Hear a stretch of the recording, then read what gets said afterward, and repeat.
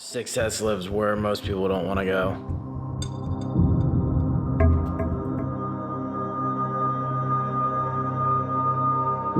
She's in those early mornings and late nights.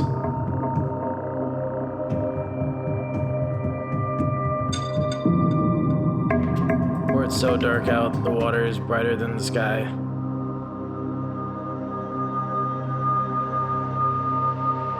Going over your gear 1,000 times, making sure it's just right.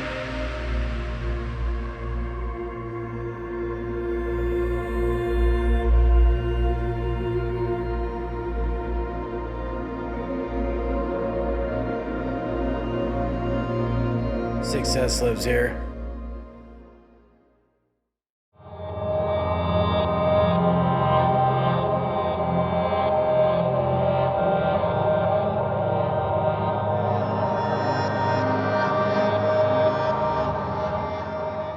We are hover fishing, or Hoover fishing would be the original name for it, which comes from basically the boat, you're the bobber. The boat's the bobber, you're the bobber. If you imagine a bobber floating down the river and starts bouncing and sinks, that's when we're going to want to set the hook. All right. Set the hook too soon, you're going to miss the fish. We want to let them eat the bait. Let them eat it, and most of the time they'll just swallow it. Gotcha. Most of the time, about 85% of the time. 2 ounces of lead, 42 inches a leader with the 2-aught hook. What kind of hooks you using today? These are the, what is that, Marudo or semi-barbless.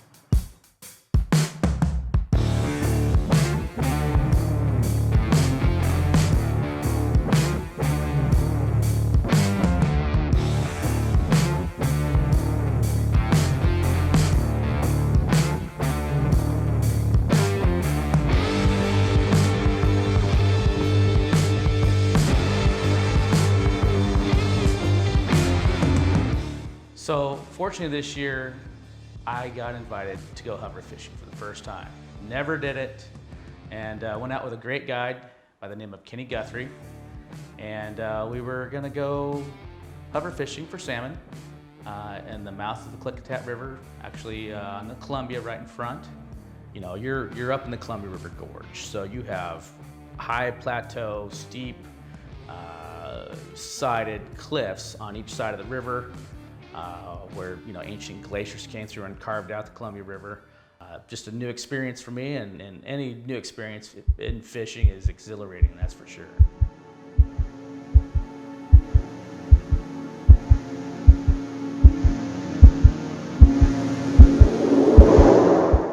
So when you drop down, these are line counters. All day I'm gonna be telling you a number, and this bottom, depending on the wind too, kind of blows you off the line a little bit. I'm gonna be trying to keep the boat as straight as can, keep the lines vertical.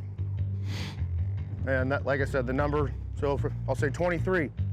You look at the reel, it's very important that you are at that depth. If not, you'll be dragging bottom. You'll catch sturgeon, we don't want to catch sturgeon. Your line, your rod angle is important as well. So pay attention when we're fishing. You want to keep your rod when you're sitting down, just like this, off the side of the boat.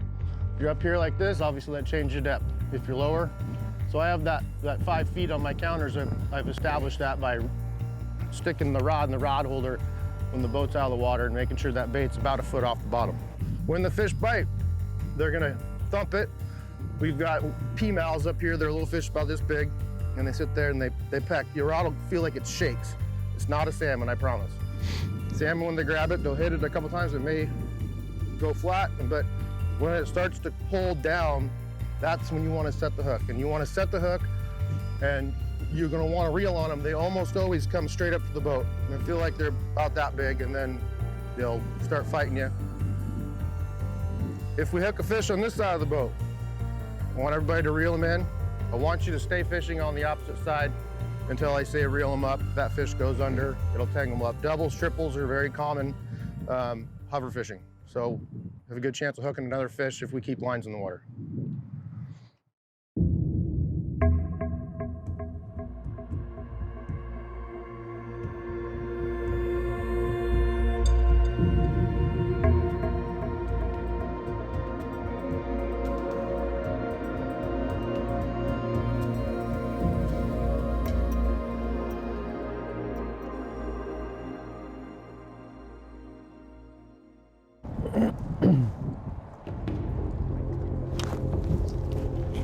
go and reel up this rod here and then come take this from me, Dan.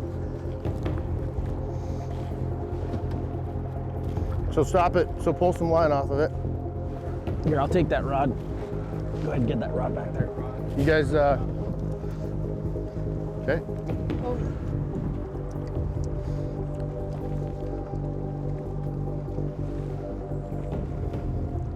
Just when you don't come up past parallel and then reel down. If he wants to go, let him go.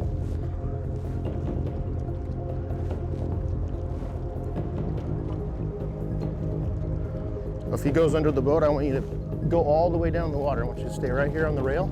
Just, okay. Okay, go ahead and reel up on that side, guys. Quick. Okay, reel down. You want to reel up, Mike. Once he gets up close, he'll take off one more time. So when you get up to, when I tell you to lift, I want you to just lift the rod and turn his head right to the net for me.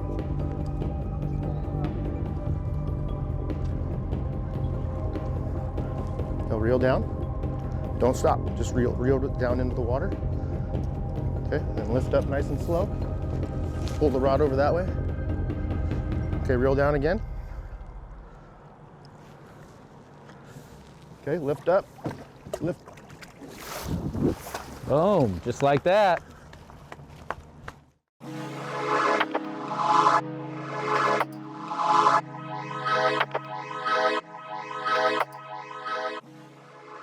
I'll be honest with you, I farmed a fish or two off. Oh, mother.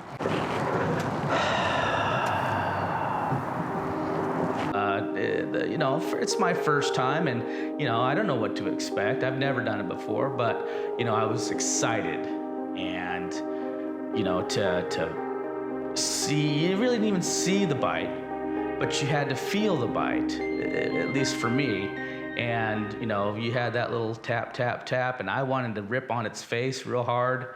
You can really feel that bite, and then you get that anticipation of getting ready to set that hook. I mean, it gets the adrenaline going for sure.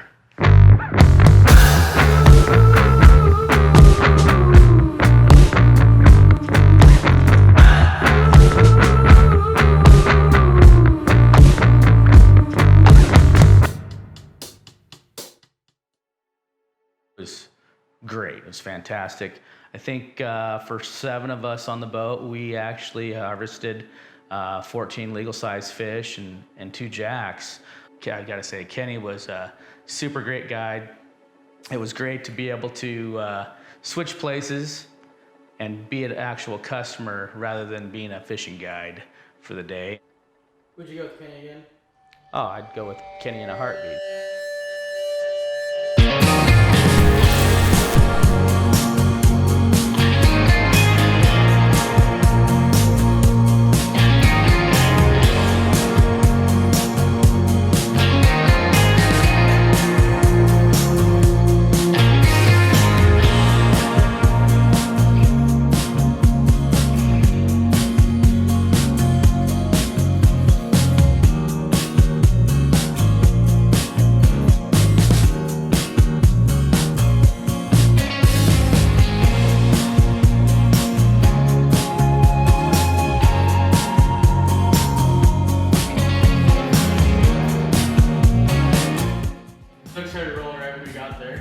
Well, I mean, that's my personality, and I think most guys' personalities.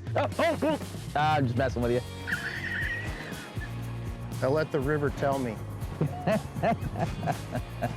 Hey, they got one. Did you bring that remote, Brian? That mute button? Oh no, all day long.